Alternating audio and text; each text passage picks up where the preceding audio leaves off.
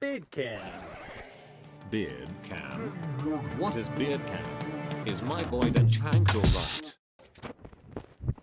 You tell me. Getting money. I getting money. You tell me. Oh man, gotta keep that heart rate up. Running, all this running I'm doing. And 1,000 kilometers.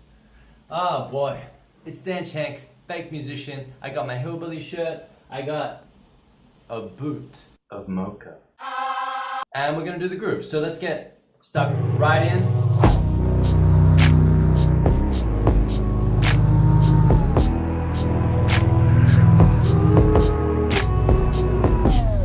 We're gonna make our grooves. Let's do it. Let's see if we can select all these and extract grooves. We can. So here we go. This will do its thing. I feel a time lapse coming on. I'm not gonna keep doing that for like 2 minutes. Or maybe I will. We're gonna extract these grooves, then we're gonna apply them to some new beats and see what happens. It's pretty exciting. Stay tuned.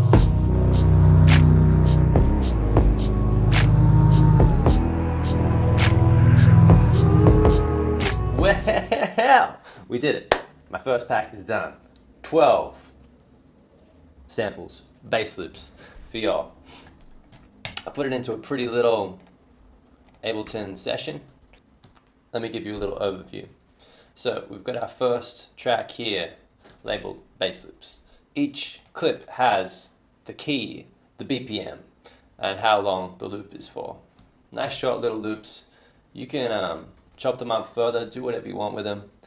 The improvisation by Baron Van Drata.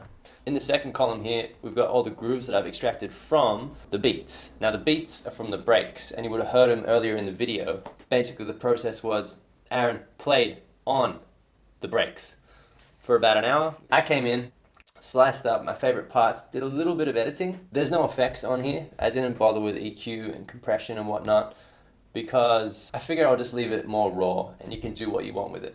This column here, based on, I've written in the songs that we based our bass lines on, but they're just based on the groove, so there's no copyright infringement occurring.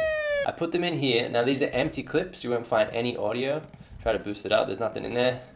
I just put them in there for your convenience, because you might want to do what I've done and recreate some of these beats, which is what this fourth column is, conveniently.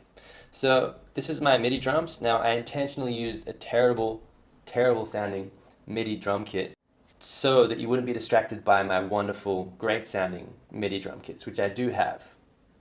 Save them for a future occasion. Here you won't be hearing any very tasty sounding drums, but you will be hearing some tasty sounding grooves.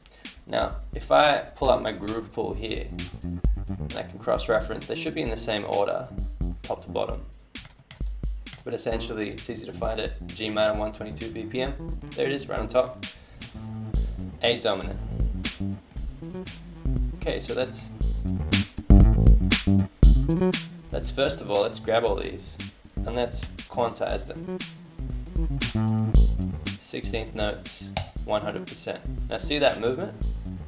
See, I'm just undoing, redoing.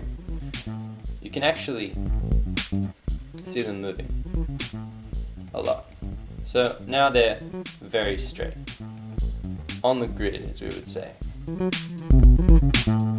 Not very funky. So let's drag our groove. Now that one's sounding good at 100%, I reckon. It's all a lot of fun. Let's check out the rest of the grooves.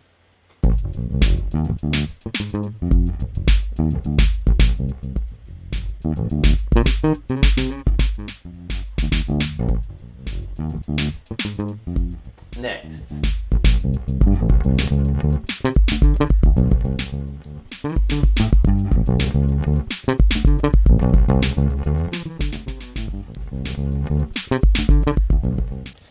Pretty good.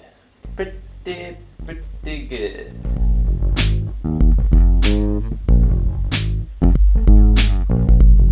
So, the timing slider here, we can go up to 100%.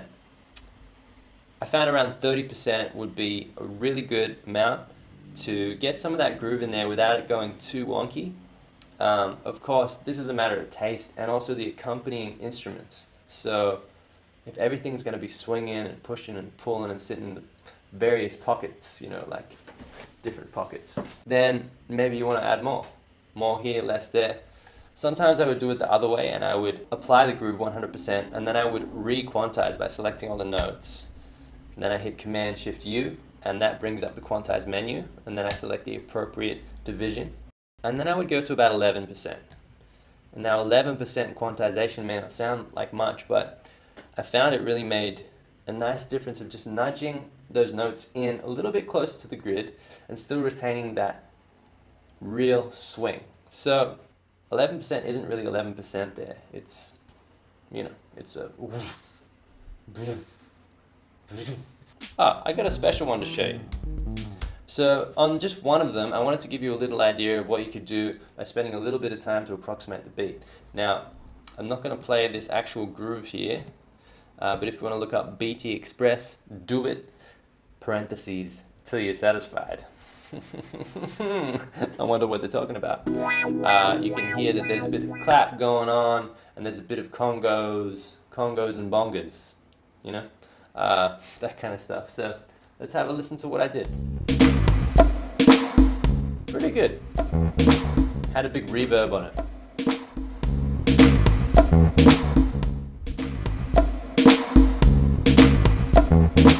One thing I learned from doing this, creating this bass pack, in hindsight, there's one thing I'd do differently. When I was recording Aaron, could have stopped a little bit more often and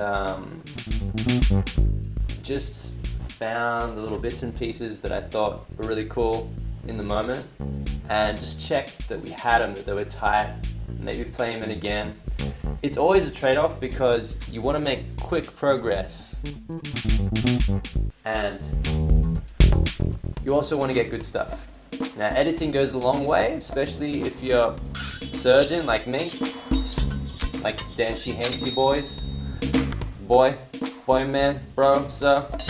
But here's the thing, almost always, unless you're going for a certain sound, if you get the take the way you want it, it's going to sound better than if you were to, you know, slice it up, correct it, whatever. So guys, you can grab this session, go and grab it, it's free. It's fucking free! You can use the loops, you can use the session, you can use the grooves. Question of the week. Who's your favorite bass player? Or favorite bass line? Who or what is your favorite bass player / bass line? I'm out. I like this one.